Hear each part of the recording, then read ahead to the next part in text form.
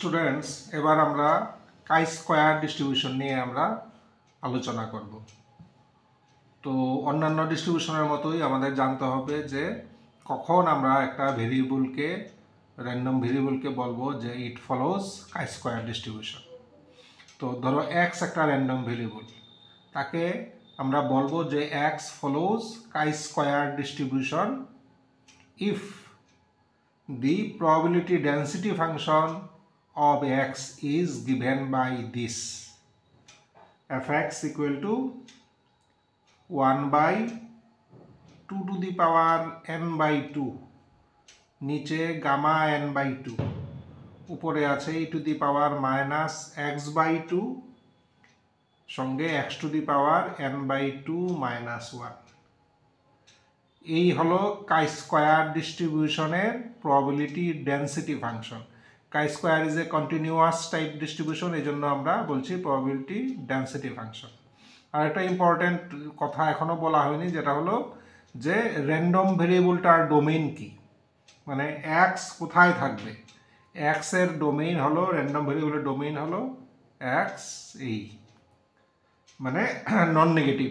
এই হলো র্যান্ডম ভেরিয়েবলটা এই ভ্যালু নিতে পারে অ্যান্ড তার probability density function is given by this. তো এখানে দেখো একটা জিনিস হলো আননোন, মানে এখনো আমরা জানি না, সেটা হলো N. What is an? N K বলা হয় কাই স্কয়ার ডিস্ট্রিবিউশনের ডিগ্রিজ অফ ফ্রিডম। এটাকে এইভাবে সাফিক্সে সাধারণত লেখা হয়। তাহলে আমরা বলবো একটা random variable X chi square distribution follow করে যদি তার probability density function is given by this. And random variable কি কি ভ্যালু নিতে পারে? র্যান্ডম ভেরিয়েবলগুলো এই ভ্যালুগুলো নিতে পারে। তাহলে কাই স্কয়ার ডিস্ট্রিবিউশনের আমরা পিডিএফ আমরা জানলাম। আচ্ছা, এখানে আরেকটা ইনফরমেশন দেওয়া খুব জরুরি, সেটা হলো ধরো x1 একটা নর্মাল ডিস্ট্রিবিউশন ফলো করে with parameters μ1 and σ1। x1 normal distribution follow করে with parameters μ1 and σ1। Similarly x2 normal distribution follow করে উইথ প্যারামিটারস μ2 σ2।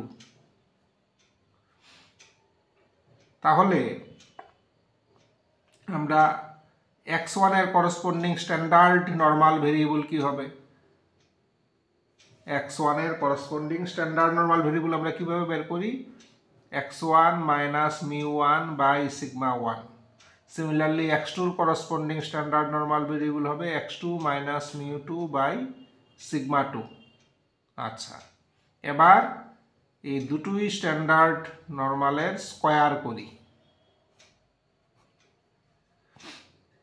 এবার এই দুটোকে যোগ করি। তাহলে এখানে কি হলো?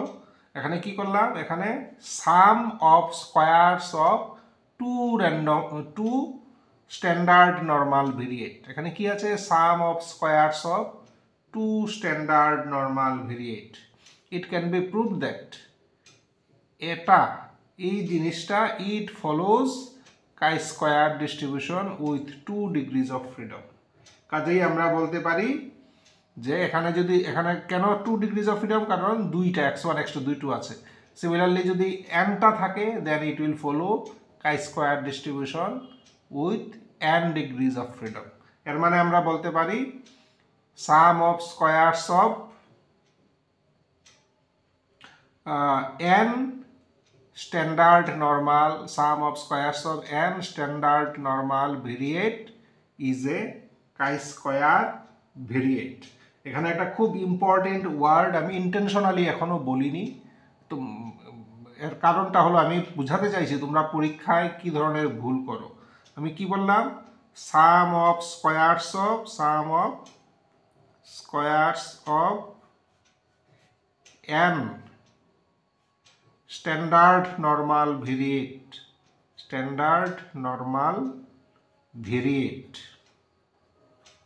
is a chi-square variate with n degrees of freedom. With n degrees of freedom. আচ্ছা, আমি যে এই লাইনটা লিখলাম, এই লাইনটা টোটালি আমি বলতে পারি ইনকমপ্লিট বা ভুলও বলতে পারি, ঠিক আছে?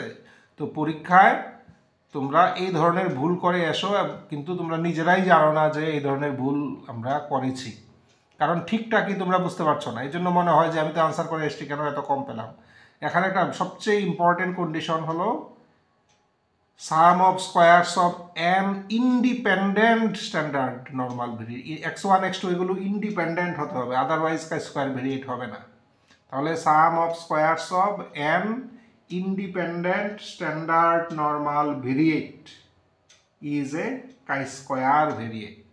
এগুলো, এটার নাম যদি z1, এটার নাম যদি z2 এভাবে দেই, তাহলে summation of zi square i equal to 1 to n.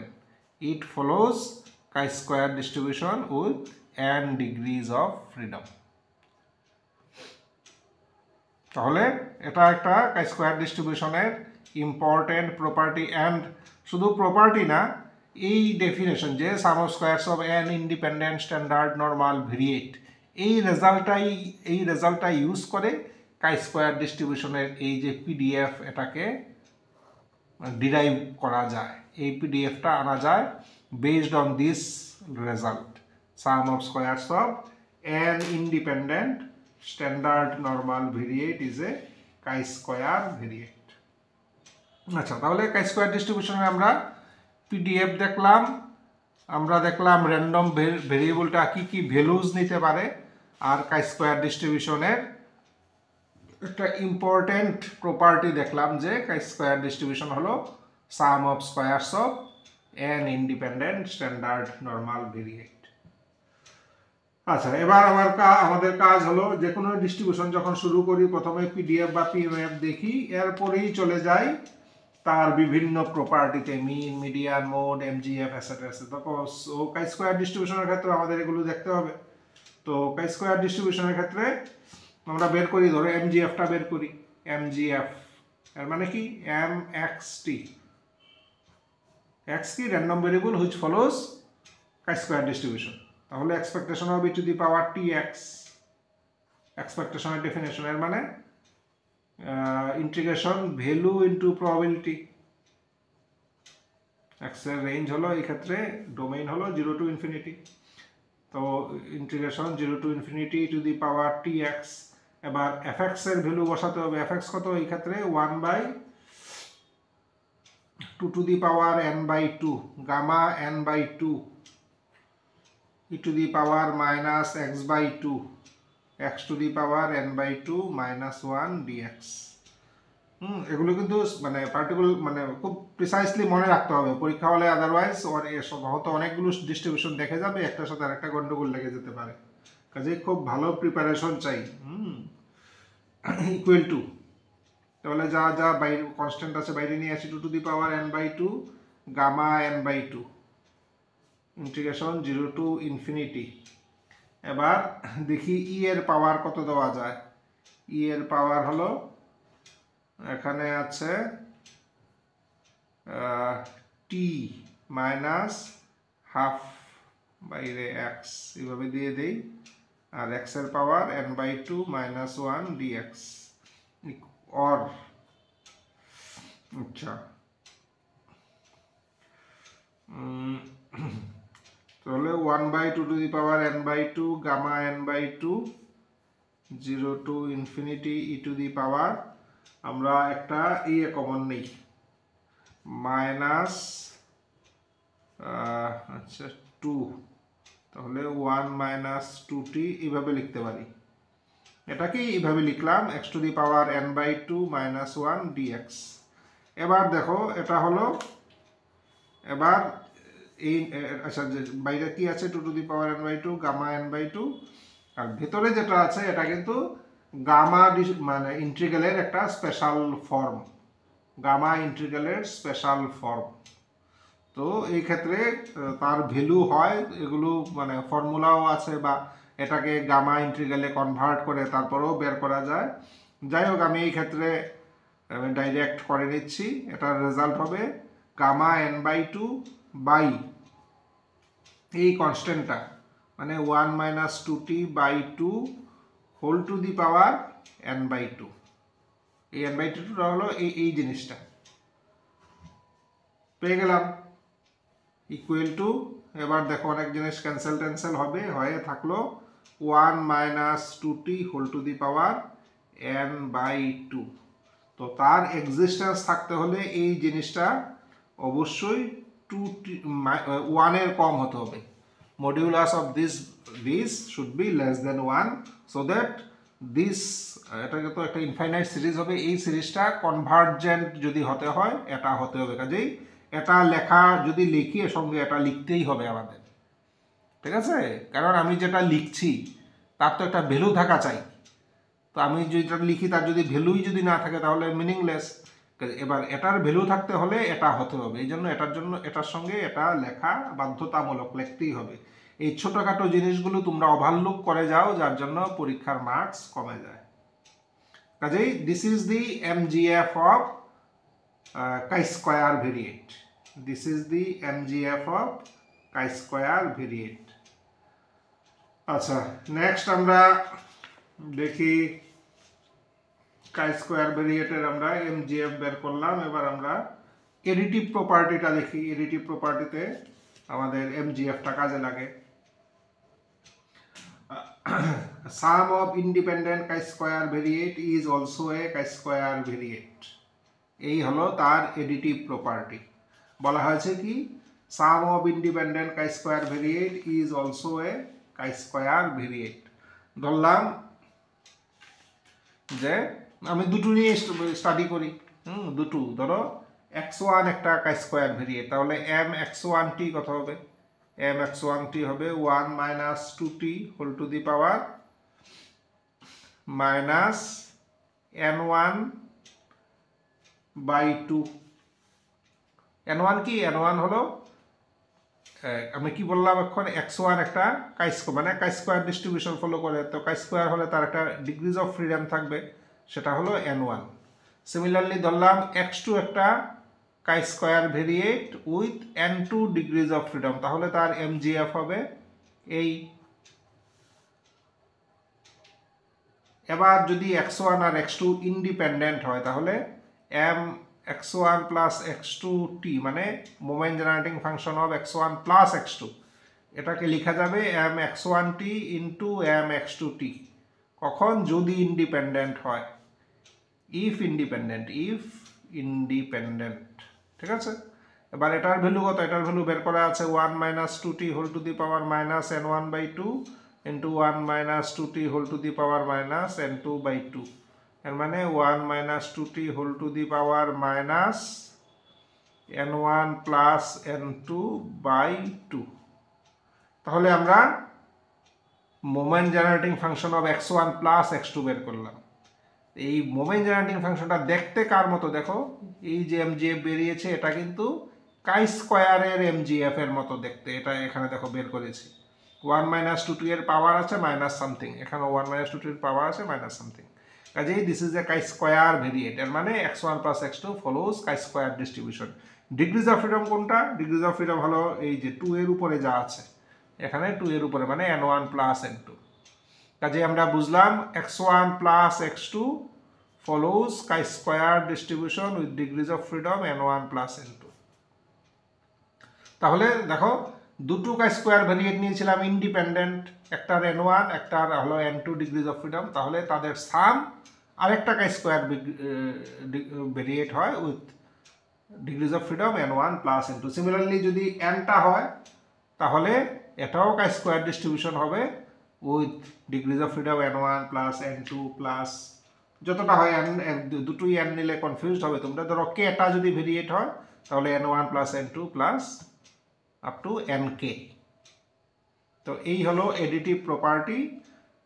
And অবশ্যই মনে রাখবে যে ইন্ডিপেন্ডেন্ট হতে হবে কিন্তু সবগুলো, x1 x2 xk যতগুলো থাকুক না কেন ইন্ডিপেন্ডেন্ট না হলে কিন্তু এডিটিভ প্রপার্টি হোল্ড করবে না। তাহলে এডিটিভ প্রপার্টিতে আমরা দেখলাম the sum of independent chi-square variate is also a chi-square variate। Degrees of freedom কত হবে? ডিগ্রিজ অফ ফ্রিডম হবে যতটাকে আমরা যোগ করছি, এত দুইটাকে যোগ করলে 2 ডিগ্রিজ অফ মানে একটু ভুল বললাম, যে ডিগ্রিজ অফ ফ্রিডম কত হবে, যে আমরা আমরা মানে যে ভেরিয়েবলগুলো যোগ করছি তার যে ডিগ্রিজ অফ ফ্রিডম, যেমন x1 তার ডিগ্রিজ অফ ফ্রিডম হলো n1 R x2 degrees of freedom হলো n2, তাহলে x1 plus x2 degrees of freedom হবে n1 প্লাস n2। ঠিক আছে, x1 plus x2 plus n3 যদি x3 যদি আরেকটা থাকে যার ডিগ্রিজ অফ ফ্রিডম n3, তাহলে x1 plus x2 plus x3 degrees of freedom কত হবে, এটাও স্কোয়ার ভেরিয়েট হবে, তার ডিগ্রিজ অফ হবে ফ্রিডম হবে n1 plus n2 plus n3। এই হলো additive property of chi square distribution. আচ্ছা, এরপরে আমরা মানে এখানে দেখো কাই স্কোয়ারের মোমেন্টসের ব্যাপার আছে, কাই স্কোয়ারের মোড আছে, তো বাকিগুলো আমরা খুব বেশি এখানে ডিসকাস করছি না। তোমরা যে কোনো স্ট্যান্ডার্ড বুক ফলো করলে সবগুলো যদি, আর এমজিএফ যেহেতু জানো মোটামুটি বাকি সব আয়ত্তে চলে আসবে। আমরা তো জানি এমজিএফ জানি মানে মোমেন্টসগুলো জানা থাকবে, মোমেন্টস হলে স্কিউনেস, কাটোসিস, ভেরিয়েন্স, মিন সব জানা থাকবে। ঠিক আছে, আমি জাস্ট এটা মোডটা একটু আলোচনা করে ফেলি। মোড মানে কি, ম্যাক্সিমাম ফ্রিকোয়েন্সি। ধরো এক্স একটা কাই স্কোয়ার ডিস্ট্রিবিউশন ফলো করে উইথ প্যারামিটার মানে n ডিগ্রিজ অফ ফ্রিডম। ঠিক আছে, তাহলে fx কত হবে, fx হবে অলরেডি জানি 2n/2 gamma n/2 e to the power minus x/2 x এর পাওয়ার n/2 মাইনাস 1, আর x প্রত্যেকের কোর মধ্যে আছে, 0 থেকে ইনফিনিটির মধ্যে আছে। আচ্ছা, এখানে আগে একটা জিনিস আগে বলতে ভুলে গেছি, এটা দেখে আবার মনে পড়েছে, এটা বলে রাখি যে আমরা জানি কি যে কোনো পিডিএফ এর ক্ষেত্রে টোটাল প্রবাবিলিটি 1 হতে হবে, তাই না? তো এটা কিন্তু আমরা ভেরিফাই করিনি, আগের অনেকগুলো ডিস্ট্রিবিউশন আমরা ভেরিফাই করেছিলাম। এটার ক্ষেত্রেও তোমরা বাড়িতে দেখে নেবে যে এটাকে যদি আমরা ইন্টিগ্রেট করি ইন দিস রেঞ্জ, রেজাল্ট অবশ্যই 1 আসতেই হবে, 1 আসবেই। যদি ভুল না করো, এটাকে যদি এই রেঞ্জের মধ্যে আমরা ইন্টিগ্রেট করি, রেজাল্ট মাস্ট বি 1। ঠিক আছে, আচ্ছা, তাহলে আমরা পিডিএফটা লিখলাম।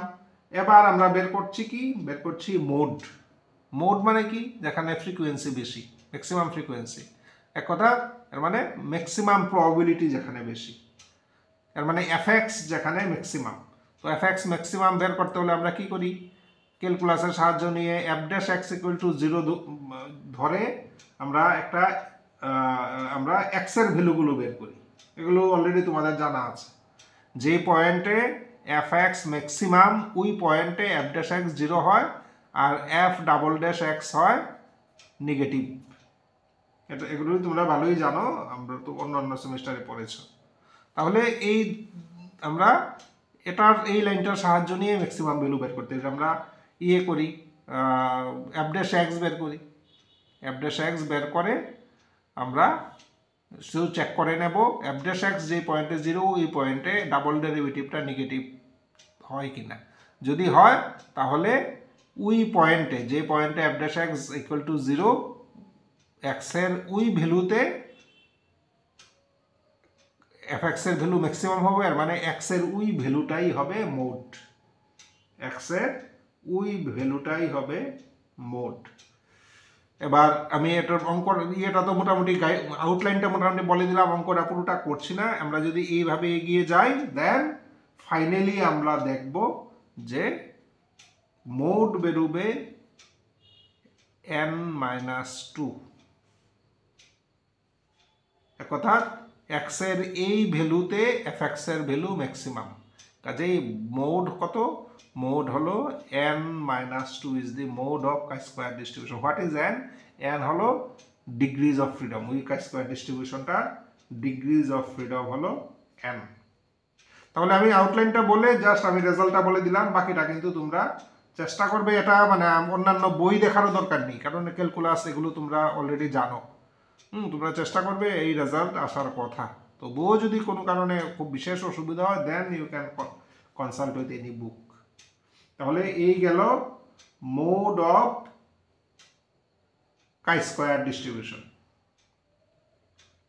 আচ্ছা, তো এই মোটামুটি দেখো কাই স্কোয়ার ডিস্ট্রিবিউশনের সম্বন্ধে আমরা একটু পড়াশোনা করে নিলাম।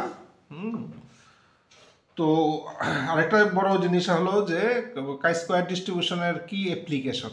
কাই স্কোয়ার ডিস্ট্রিবিউশন যার জন্য মানে কাই স্কোয়ার ডিস্ট্রিবিউশনের বিশেষ পরিচিতি, এটাকে বলা হয় গুডনেস অফ ফিট। এটার নাম হলো গুডনেস অফ ফিট। তো গুডনেস অফ ফিট নিয়ে আমরা এখানে খুব বেশি আলোচনা করছি না, পরে একটা ক্লাসে আমরা গুডনেস অফ ফিট নিয়ে আলোচনা করব। তো এটা হলো কাই স্কোয়ারের একটা বিশেষ অ্যাপ্লিকেশন। আমরা কাই স্কোয়ার দিয়ে টেস্ট করি, মানে গুডনেস অফ ফিটটা আমরা স্টাডি করি।